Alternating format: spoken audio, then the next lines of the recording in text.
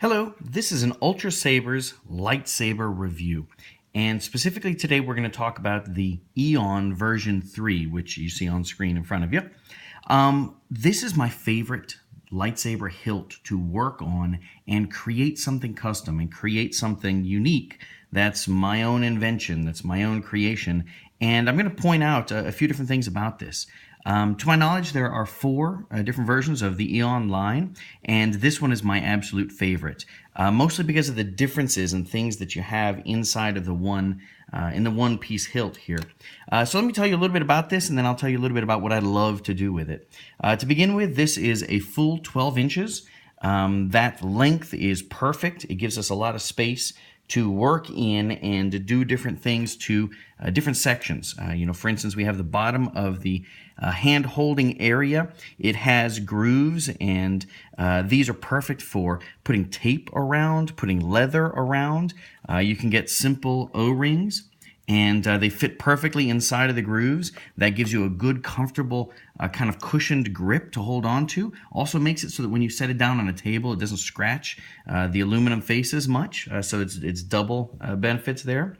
The indentions and the areas that happen in 2 spots on the hilt are my favorite to work within. I'm able to drill and put in other switch locations if I've got different functions that I need switches for. I can put tape, I can put color.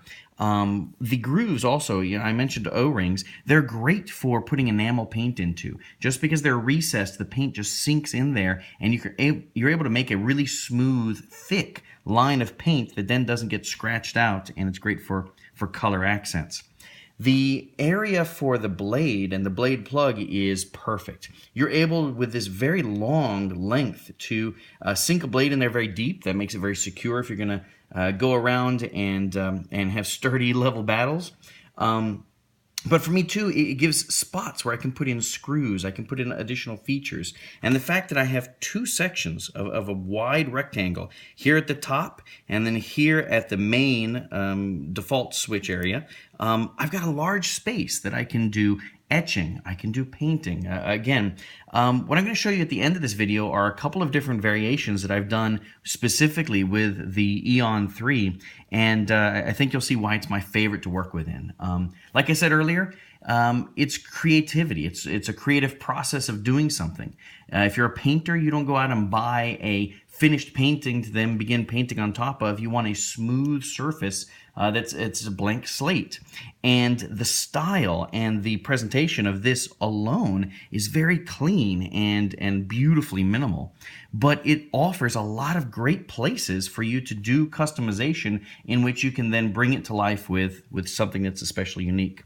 Another couple of things just to point out about UltraSabers in general is the diameter here. If you are working and worried about that amount of space like I am when I am working on sound cards. Often some of your favorite places to get cheap sound cards is to head to your flea market and eBay and get older Hasbro blades and break them apart and work with them. And the sound cards are all different sizes, but many of them are right at 1 inch in width, and that won't allow these larger cards to go into hilts that have a smaller diameter, and that's one of my favorite things here.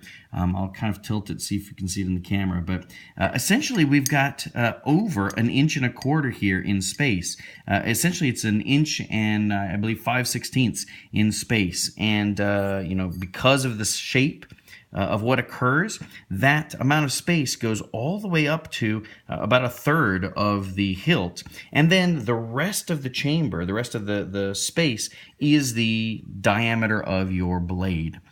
So that also comes in handy when you're doing other things, but especially if you're doing a larger casing for your battery, for internal lights. There is a stop point in here that's just naturally built into it, so if you work within that, you can slide things in, they stop naturally, and make for a snug fit. So let's see, I've talked about a few different features. I'll tell you a little bit about what I'm doing with this one, and I'll show you the finished effect in just a moment, but essentially what I've done to this one so far is the main default switch area I'm going to use for a reveal space for internal color. I'll do a little bit of crystal type effects in here, and I'll show you that in just a bit. So what I have started, kind of a rough drill here, is for a smaller 8mm, 9mm illuminated switch. Additionally, up top, there's the default screw spot for the blade retention and plug retention.